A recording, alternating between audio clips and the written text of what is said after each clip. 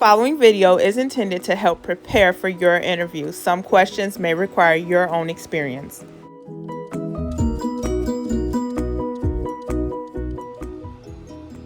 No, I don't have any concerns or reservations working with patients with COVID or tuberculosis because I'm aware of the field I'm going into. I did do my research before deciding to pursue this field.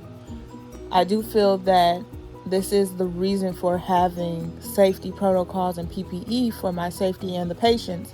And also that's why we're in this field in the first place, to be able to help.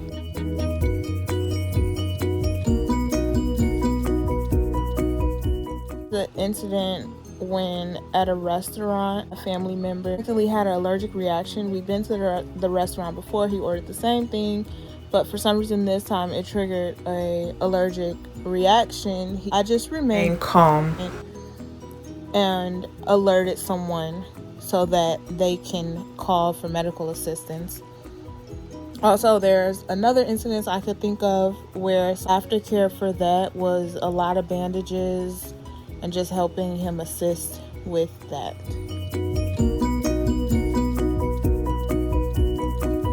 That I am adaptable to any situation I'm thrown into, and I am able to communicate and keep respect. I do understand that when you are in a team, there will be diverse opinions, diverse communication, and just people of diversity. So I feel it's important to be able to keep respect for everyone and know how to communicate.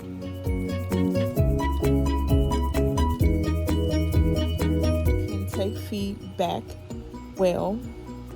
I am able to be respectful, respect others, respect the situation. I can be a leader too when needed, or I can play an equal role. I enjoy both.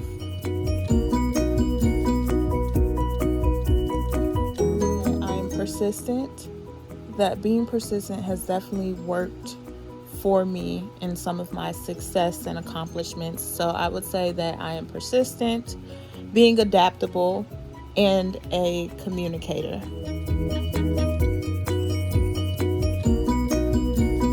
Being an overthinker.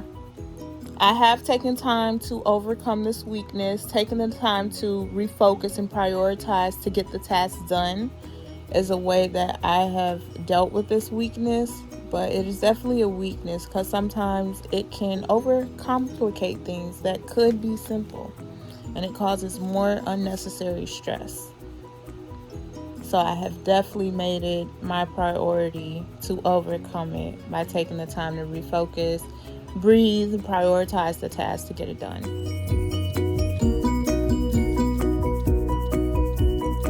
Yes, I have been a part of a team where someone was not pulling their weight. The way I handled this, at first, my first instinct was to just pick up the weight. But then I'm like, this is not working. And I feel our supervisor would be impressed if we did the task together and got more done. So then after I realized that, I chose to communicate first with the person that wasn't picking up the weight. I'm like, hey, we got to do this. I can use help. Feel like you're not helping. Is there something wrong? Is there something I can help you with? Is it something you don't know? And then the person simply said that no one had ever showed them how to do it. So I'm like, oh my gosh, of course, that makes sense. So I took the time to show them, and after that, everything was fine. My most successful learning experience is hands-on. I am absolutely a visual learner.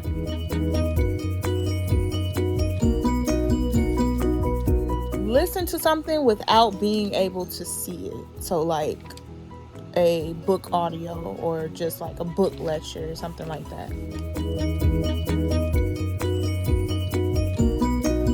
I feel that radiographers give good service by putting the patient first and keeping a positive attitude and being as quick and efficient as possible when it comes to radiographing.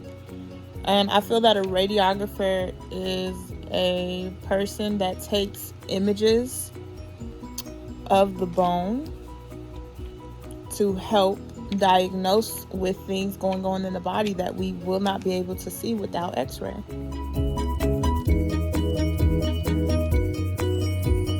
Yes. I can recall going to a restaurant and they messed up the order. I spoke to someone on the phone. They told me to come back in. It doesn't matter if I have the receipt. I came back in. I told them the same thing. The order got messed up yesterday. I did not have the receipt. I was told to come. Because I didn't have the receipt, the person just walked away, didn't bother to listen, and was just really rude about the situation, didn't care to communicate anymore. It was just being rude. They could have remained a bit more patient and communicate.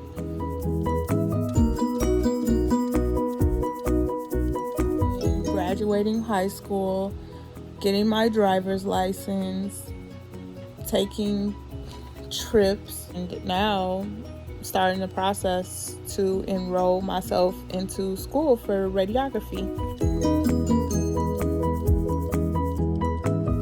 In 2 years, I see myself enrolling into the RadTech program, staying determined and focused on that, so that in 2 years I'm graduated, I'm in my career field, and then in 5 years, living in my career, being the best rad tech I can be, and then furthering my education, because I do know x-ray is a field with so many different modalities.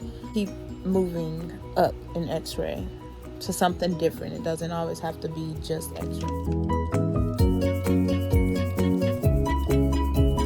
My plans, if I am not accepted into the program, would be to continue with my prerequisite classes, getting my associates, and then finding out how do I go about reapplying to the program.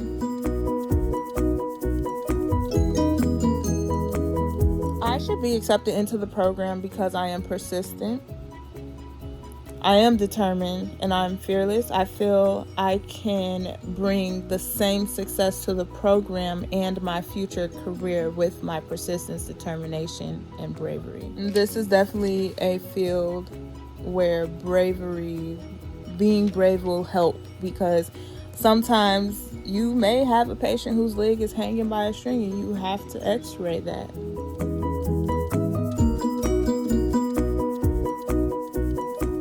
Adventurous, and persistent. For taking the time today to interview me and giving me the opportunity. I would first like to ask, what are the challenges you see people face in the program? My last question, what characteristics do you think a student needs to have to be successful in the program? Thank you for your time.